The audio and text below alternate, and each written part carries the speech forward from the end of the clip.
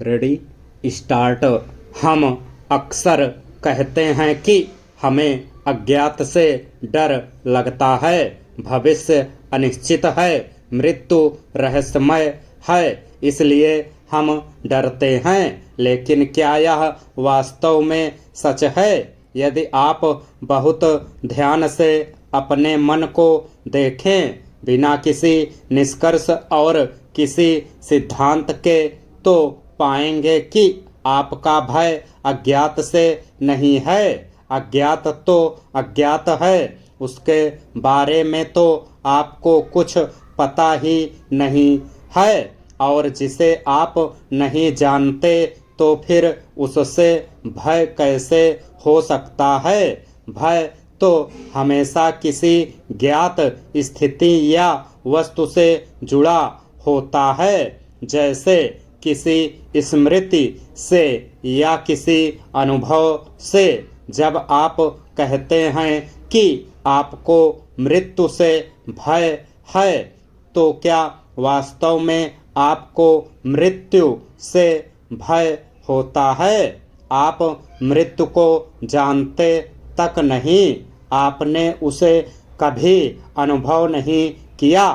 आप जिस चीज से डरते हैं वह है उन सब चीजों को खो देना जिन्हें आप जानते हैं। अपना परिवार, नाम, उपलब्धियां व स्मृतियां। यानी भय मृत्यु का नहीं, ज्ञात के समाप्त हो जाने का है। मन का स्वभाव है ज्ञात से चिपके रहना।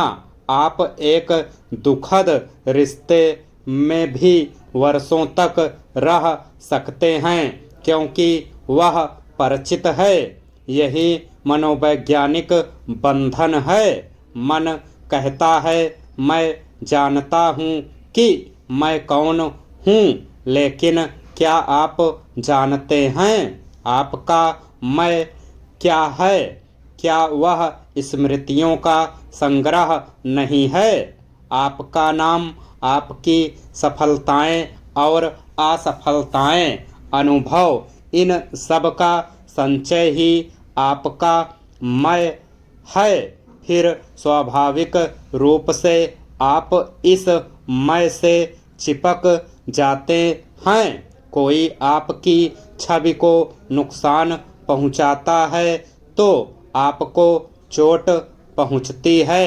ऐसे में आप घबरा जाते हैं, क्योंकि ज्ञात यानी मैं हिलने लगता है। जहां सुरक्षा की खोज सत्य की खोज पर हावी हो जाती है, वहीं से भय शुरू हो जाता है। आप नदी में खड़े होकर चाहते हैं कि जल बहना बंद कर दे, पर नदी का स्वभाव बहना है। इसी तरह जीवन का स्वभाव भी परिवर्तन है और मन का स्वभाव पकड़कर रखना।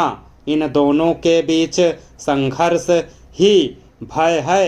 क्या आप भय की पूरी संरचना को देख सकते हैं? क्या आप देख सकते हैं कि भय तब उत्पन्न होता है जब विचार भविष्य में प्रक्षेपित होता है? विचार कहता है कि यदि यह खो गया तो क्या होगा? यानी भय और विचार गहरे जुड़े हुए हैं। विचार अतीत से आता है, वह स्मृति है, और वही स्मृति भविष्य की कल्पना करती है। इस प्रकार भय समय की उपज है, मनोवैज्ञानिक समय की।